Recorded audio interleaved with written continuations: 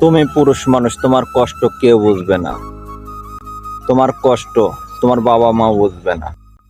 বাবা মার কাছে তুমি ততদিন আপন থাকবে যতদিন পর্যন্ত তুমি বিয়ে না করবে।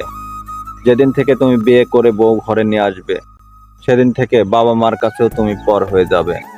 কথাটা তিতা হলেও বাস্তব, মিলিয়ে নেবেন।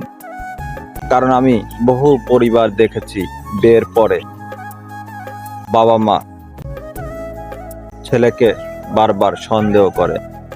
ছেলেটা পারে না বউয়ের কথা রাখতে, পারে না তার মায়ের কথা রাখতে। আর এই কারণে ওই ছেলেটা চিন্তায়, ডিপ্রেশনে ভোগে। সে এটা বুঝতে পারে না মাকে কিভাবে খুশি করবে আর স্ত্রীকে কিভাবে খুশি করবে।